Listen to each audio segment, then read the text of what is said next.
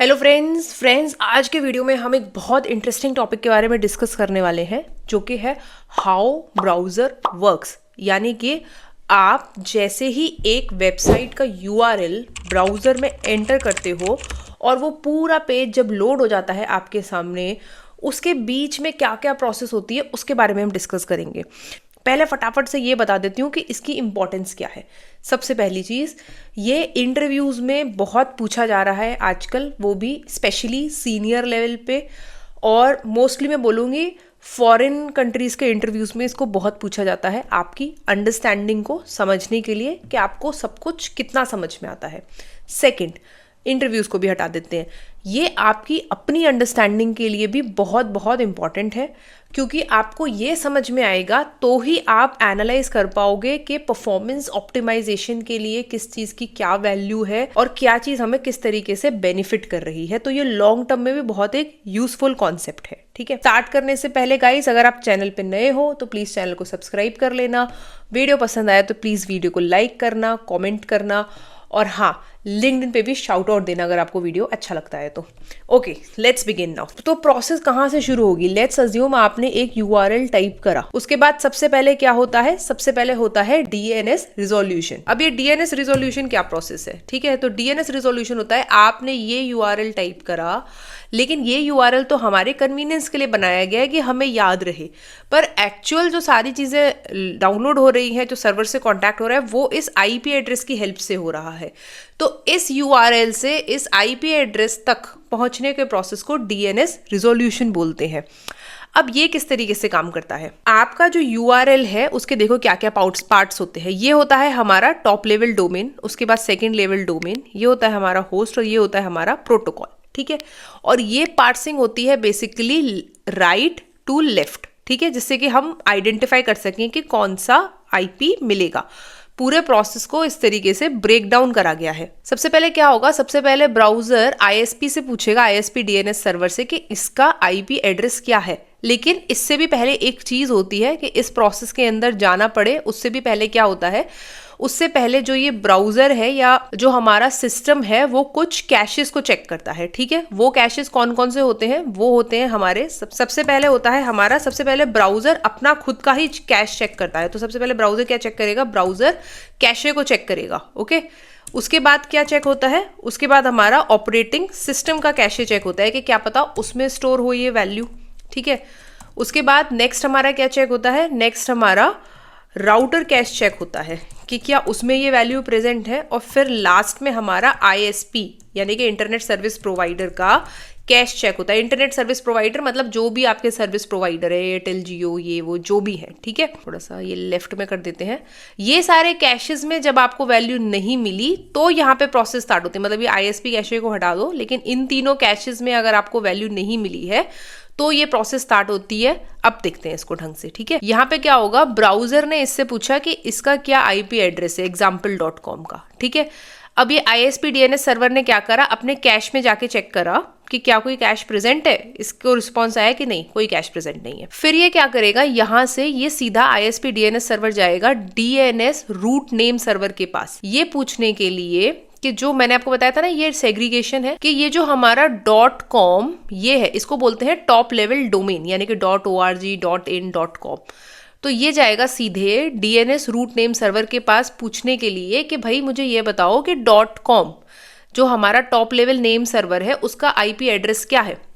तो यहाँ से ये रूट नेम सर्वर इसको बता देगा कि सो एंड सो इसका आईपी एड्रेस है। अब ये क्या करेगा? इस .com वाले top level domain name server के पास जाएगा और फिर इससे पूछेगा कि हमारा जो ये सेकंड लेवल डोमेन है यानी कि example.com, इसका आईपी एड्रेस क्या है। तो ये बता देगा कि ये example.com का ये आईपी एड्रेस है। ठीक है, अब ये example.com वाले ने यानी कि इस example.com वाले नेम सर्वर के पास जाएगा और इससे बोलेगा कि भाई ये जो यूआरएल है पूरा www.example.com, इसका आईपी एड्रेस क्या है। तो ये इसको बता देगा कि ये इसका आईपी एड्रेस है। ठीक है, फिर उसके बाद क्या करता है? ये आईएसपी डीएनएस सर्वर इस आईपी एड्रेस को आईएसपी कैशे में कुछ पर्टिकुलर टाइम के लिए स्टोर कर लेता है। आप यहाँ पे एक चीज और सोच रहे होगे कि यहाँ से तो ये example.com का ये तो मिल ही गया था, तो इसके नेम सर्वर के पास क्यों गया ये आईपी एड्रेस पूछने के लिए?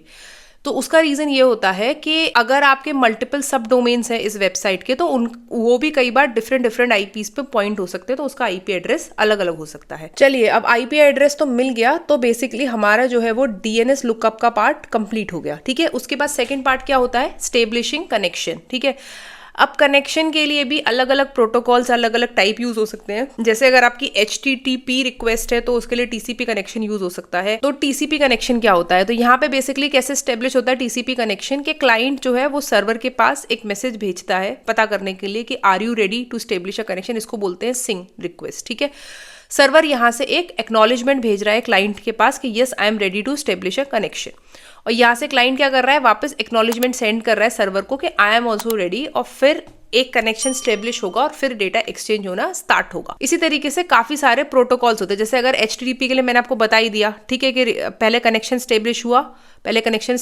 फिर रिक्वेस्ट गई, फिर रिस्पॉन्स आ गया। HTTP 3 के लिए UDP कनेक्शन यूज होता है। UDP में क्या होता है, हमारे डेटा पैकेट्स ट्रांसफर होते हैं। यहाँ पे बेसिकली UDP में कैसे रहता है कि कोई कनेक्शन स्टेब्लिश नहीं होता है, सीधे रिक्वेस्ट और रिस्पॉन्स आते जाते हैं। तो इससे क्या हुआ, प्रोसेस फास्ट हो गई, डेटा पैकेट्स में डेटा आ गया। TCP में क्या हो रहा है, एक प्रॉपर सिस्टम से कनेक्शन स्टेब्लिश हो रहा है, तो TCP क्या करेगा, मेक श्योर करेगा कि आपका सारा डेटा धीरे धीरे करके आपके पास आ जाए। UDP में कई बार ऐसा होता है कि फास्ट डेटा तो आता है पर कुछ डेटा पैकेट्स मिस हो जाते हैं, तो जैसे वीडियो स्ट्रीमिंग वगैरह टाइप की सर्विसेज है, उसके लिए हम UDP को यूज कर लेते हैं। अब HTTPS जो होता है वो हमारा एक सिक्योर कनेक्शन होता है। तो एक आपका TCP कनेक्शन तो स्टेब्लिश हो ही रहा है, साथ में आपकी डेटा इंक्रिप्शन डिक्रिप्शन के लिए पब्लिक की, सेशन की, ये सब भी एक्सचेंज हो रही हैं, और फिर एट दी एंड एक इंक्रिप्टेड डेटा आ रहा है जिससे कि बीच में कोई भी इंट्रूडर उस डेटा को मैनिपुलेट ना कर दे। तो इस तरीके से ये हमारे मेनली कनेक्शन स्टेब्लिश होते हैं। तो हमने स्टेब्लिशिंग और कनेक्शन भी समझ लिया। उसके बाद क्या होता है, HTTP रिक्वेस्ट या रिस्पॉन्स सेंड और रिसीव होता है, यानी कि फिर ब्राउजर क्या करेगा, एक HTTP रिक्वेस्ट सेंड करेगा। तो जैसे मान लो कि क्लाइंट ने क्या करा, सबसे पहले एक TCP हैंडशेक करा सर्वर के साथ, तो ये वही हमारा सिंक्रोनस एक्नॉलेजमेंट ये वाला प्रोसेस हो गया। अब हमारी क्योंकि सिक्योर रिक्वेस्ट है, तो उसके बाद क्या हुआ, एक हमारा SSL हैंडशेक क्रिएट हो गया सर्वर के साथ। ठीक है, जब ये सब हो गया, सब कुछ श्योर हो गया, सिक्योरिटी श्योर हो गई, फिर क्लाइंट ने क्या किया, फाइनली एक HTTP गेट रिक्वेस्ट सेंड करी सर्वर को। उसके बाद सर्वर क्या करता है, रिस्पॉन्ड में सबसे पहले 14 KB का रिस्पॉन्स सेंड करता है, फिर क्लाइंट एक एक्नॉलेजमेंट सेंड करेगा, फिर 28 KB का रिस्पॉन्स आएगा। ठीक है, फिर एक्नॉलेजमेंट सेंड होगा कि हाँ डेटा रिसीव हो गया, फिर उसके बाद एक लेट्स से 56 KB का रिस्पॉन्स आता है। ठीक है, तो इससे क्या होता है कि इनिशियल जो हमारा डेटा है वो 14 KB का मिल रहा है। तो अगर मान लो आपका वेब पेज 14 KB में ही सारा आपका डेटा आ जा रहा है, तो परफॉर्मेंस बहुत बेटर है, क्योंकि बार बार क्लाइंट सर्वर के पास वो रिक्वेस्ट नहीं भेजनी पड़ रही उसको, और बार बार डेटा लेके नहीं आना पड़ रहा। तो यहाँ से आपकी प्रोसेस क्या है, वो फास्ट हो गई। ठीक है, तो ये HTTP रिक्वेस्ट रिस्पॉन्स समझ में आ गया। अब इसके बाद क्या होता है, जैसे ही एक बार रिक्वेस्ट सेंड हो गई, रिस्पॉन्स आ गया, उसके बाद हमारी अगली प्रोसेस स्टार्ट होती है, रेंडरिंग द वेब पेज। तो इसमें क्या होता है, हमारा डेटा सबसे पहले बाइट्स के फॉर्मेट में रिसीव होता है, बाइट्स कैरेक्टर्स में कन्वर्ट होते हैं, और कैरेक्टर्स जो होते हैं वो टोकन्स में कन्वर्ट होते हैं। टोकन्स में कन्वर्ट होने वाले प्रोसेस को हम टोकनाइजेशन बोलते हैं। तो अब ये टोकनाइजेशन क्या है, तो जो हमारी फाइल का एक्सटेंशन है .html, ठीक है ना, उसके बेसिस पे ब्राउजर को पता चलता है कि ये जो इसके अंदर लिखा हुआ है, ये कैरेक्टर्स मिलके जो बना रहे हैं, तो लेट्स अज्यूम कैरेक्टर्स मिलके एक डिव क्रिएट कर रहे हैं, डिव। ठीक है, तो ब्राउजर को कैसे पता चलेगा कि ये क्या है और ये डिव क्या है ना, तो वो ब्राउजर को फाइल एक्सटेंशन से पता चलता है कि अच्छा ये तो HTML एलिमेंट्स हैं। तो मतलब ये जो हमारे पास कैरेक्टर्स आए, इनको अंडरस्टैंड करके और समझना कि क्या चीज है ये, इसी प्रोसेस को टोकनाइजेशन बोलते हैं। ठीक, फिर टोकन्स बनने के बाद क्या होते हैं, नोड्स फॉर्म होते हैं, और नोड्स मिलके फिर हमारे डॉम को क्रिएट कर देते हैं। और यही सिमिलर प्रोसेस हमारी CSS OM, यानी कि जो आपके HTML के एलिमेंट्स है उससे डॉम बन गया, जो आपका CSS का स्टाइलिंग आ रही है उससे हमारा CSS OM बन गया। तो सबसे पहले बाइट्स रिसीव हो रहे हैं, फिर कैरेक्टर्स में कन्वर्ट हो रहे हैं, फिर टोकन्स बन रहे हैं, फिर नोड्स बन रहे हैं, और लास्ट में CSS OM क्रिएट हो जा रहा है। तो ये हमारी यहाँ पे रेंडरिंग कंप्लीट हो गई। अब आ जाते हैं हम laying out the render tree, यानी कि एक बार आपकी रेंडरिंग कंप्लीट हो गई, उसके बाद रेंडर ट्री को लेआउट कैसे करते हैं। तो सबसे पहले ये देखते हैं कि रेंडर ट्री कैसे बनती है, और ये डायग्राम मैंने ना एक्चुअली गूगल के डॉक्यूमेंट से पिक करा है, तो जिससे आपको पता चलेगा कि ब्राउजर कैसे रेंडर ट्री बनाता है। तो इनिशियल जो हमारा डॉम था वो यहाँ पे देखो, इसमें क्या था, HTML में हेड था, मेटा, लिंक सब कुछ है। उसके बाद बॉडी है, बॉडी के अंदर P टैग है, P में ये हेलो है, स्पैन है, और ये P में एक डायरेक्ट टेक्स्ट भी है, स्टूडेंट्स। इसके अंदर एक डिव है और ये इमेज है। तो ये तो हमारे सारे डॉम नोड्स बन गए और ये डॉम ट्री बन गया।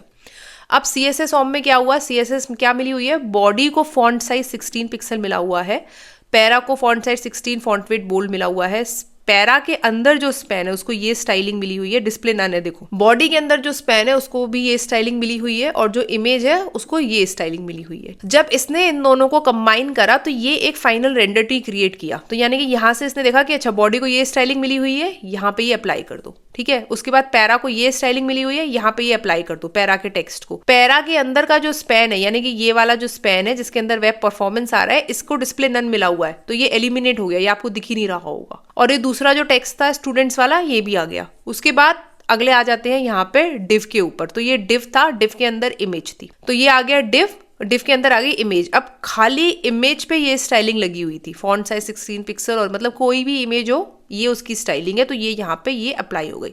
तो इस तरीके से हमारा एक पूरा रेंडर ट्री क्रिएट हो गया है। अब नेक्स्ट स्टेप क्या आ जाता है, laying out the render tree. मतलब कि अब क्या होगा, ब्राउजर डिसाइड करेगा इसका लेआउट, कि ये क्या दिखेगा, कैसे दिखेगा, क्या कैलकुलेशन होगी, कौन सी चीज़ कितना स्पेस लेगी, कौन सी चीज़ कहाँ पे आएगी, वो सारा का सारा लेआउट ब्राउजर पहले क्रिएट कर लेता है। उसके बाद आ जाते हैं last but not the least, जो कि होता है हमारा पेंटिंग द एक्चुअल डेटा। यानी कि जब सारा लेआउट क्रिएट हो गया, सब कुछ तैयार हो गया, उसके बाद ब्राउजर क्या करेगा कि ब्राउजर उस आपके पेज को पेंट करना स्टार्ट कर देगा आपकी स्क्रीन के ऊपर, ठीक है।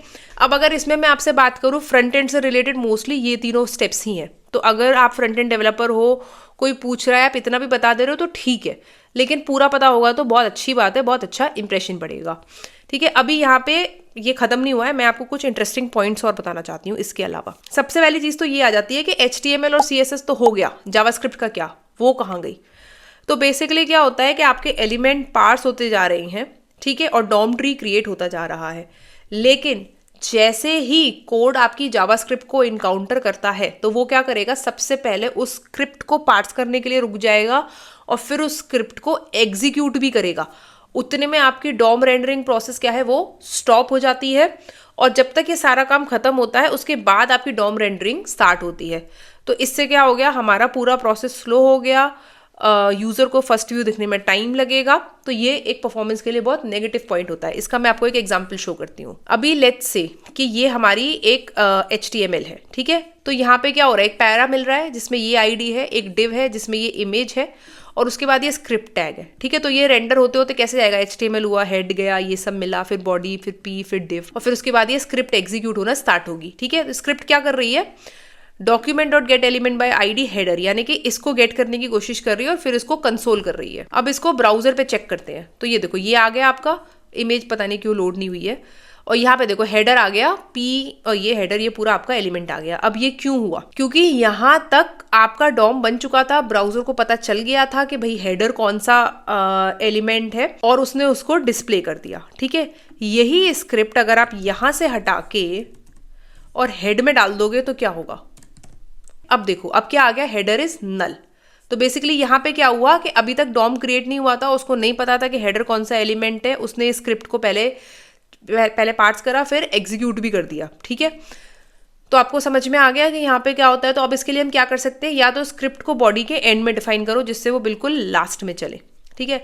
दूसरी चीज आप क्या कर सकते हो, इसमें असिंक या डेफर टैग को यूज कर सकते हो। असिंक से क्या होगा, असिंक से ये होगा कि आपकी जो स्क्रिप्ट है वो पैरेलली रीड होती रहेगी, लेकिन आपका side by side DOM creation भी चलता रहेगा, लेकिन जैसे ही आपकी स्क्रिप्ट रेडी होगी वो एग्जीक्यूट भी हो जाएगी। डेफर में क्या होगा, पूरी की पूरी प्रोसेस एंड तक के लिए डेफर हो जाती है। चलिए कुछ और इंपॉर्टेंट चीजें डिस्कस कर लेते हैं related to how web browser works, और फ्रंट एंड डेवलपर से कुछ टेक्निकल चीजें पूछी जाती हैं। तो एक चीज होती है क्रिटिकल रेंडरिंग पाथ। तो क्रिटिकल रेंडरिंग पाथ क्या हो गया, जो भी स्टेप्स हमने लिए अपने HTML, CSS और जावास्क्रिप्ट को कन्वर्ट करके और उसके पिक्सल्स को स्क्रीन पे पेंट करने के लिए, जिससे कि हम प्रायोरिटी डेटा यूजर को डिस्प्ले कर सकें, वही हमारा क्रिटिकल रेंडरिंग पाथ हो जाता है। उसके बाद दूसरी चीज पूछी जा सकती है कि प्रोग्रेसिव रेंडरिंग क्या होती है। प्रोग्रेसिव रेंडरिंग मतलब कि जैसे जैसे आपका पेज प्रोग्रेस करता जाए उसके हिसाब से आप डॉम को रेंडर करते रहो। मतलब कि आपका जो भी बिलो द फोल्ड डेटा है या जो चीज़ें आपको अभी नहीं विजिबल हो रही है उसको आप धीरे धीरे करके लेजी लोडिंग वगैरह जैसे कॉन्सेप्ट्स के थ्रू रेंडर कर सकते हो। ठीक है, तो इसका मतलब क्या हो गया, प्रोग्रेसिव रेंडरिंग मतलब कि it is the process in which high priority components are rendered first, यानी कि फर्स्ट व्यू के जो कंपोनेंट्स हैं वो सबसे हाई प्रायोरिटी हैं, वो पहले रेंडर हो जाएंगे और बाकी कंपोनेंट्स आपके धीरे धीरे रिक्वायरमेंट के हिसाब से रेंडर और लोड होते रहेंगे। ठीक है, तो इसमें आपको सिर्फ जैसे लेजी लोडिंग में सिर्फ इमेजेस नहीं आती हैं, आप CSS और जावास्क्रिप्ट या जो भी चीज़ें आपको लग रही हैं, कोई फॉन्ट्स वगैरह हैं जो आपके इनिशियल लोड में यूज़ नहीं हो रहे, उसको आप सबको बाद में यूज़ कर सकते हो। चलिए guys, that's it about today's video पसंद आया है तो प्लीज़ आप वीडियो को लाइक करना, कमेंट सेक्शन में बताना, अगर आप लिंक्डइन पे मेंशन कर पाते हो तो वो भी बहुत अच्छा है। तो बस यही था आज की वीडियो के बारे में। Till then see you in the next video, bye bye.